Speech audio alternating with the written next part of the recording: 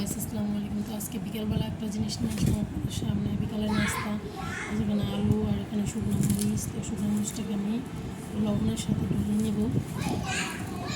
আজকে ফুচকা রেসিপি।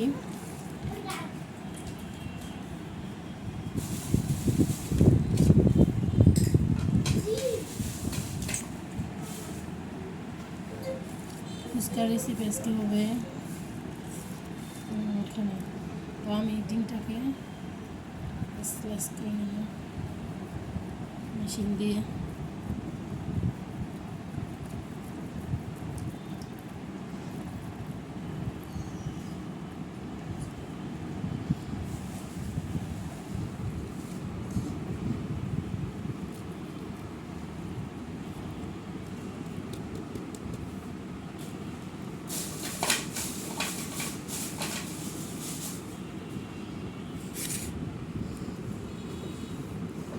এখন আমি আলুগুলো চেটকে নিব, আলু ভর্তা বানিয়ে নেব।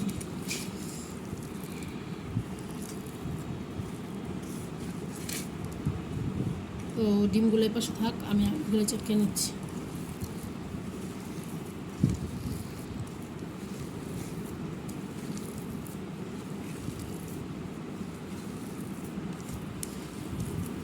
আর এখানে চাট মশলা আছে, রাঁধুনি রেডিমিক্স চাট মশলা।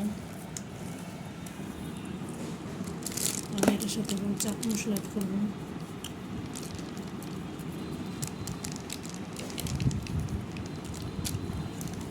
পরিমাণ মতো দিব, বেশি দিব না।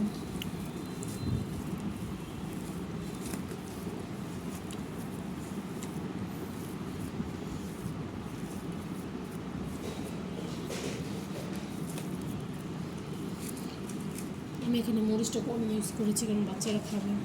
আর এখানে হচ্ছে ফুচকাটা একটু দেখাও। আমার ক্যামেরার পিছনে আছে আমার ছেলে। ভালো করে দেখাও ফুচকাগুলো ভেজে। আর এখানে আছে টক পানি, এই যে দেখেন গাইস।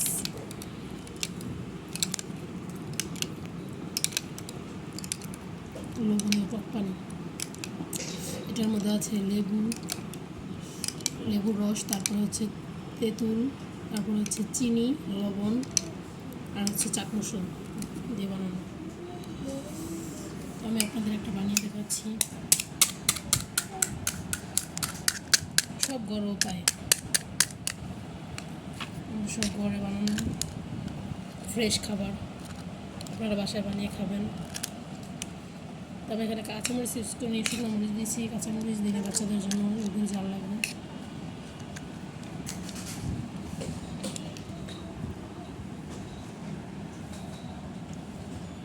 আমি খেয়ে আপনাদের একটা দেখাচ্ছি যে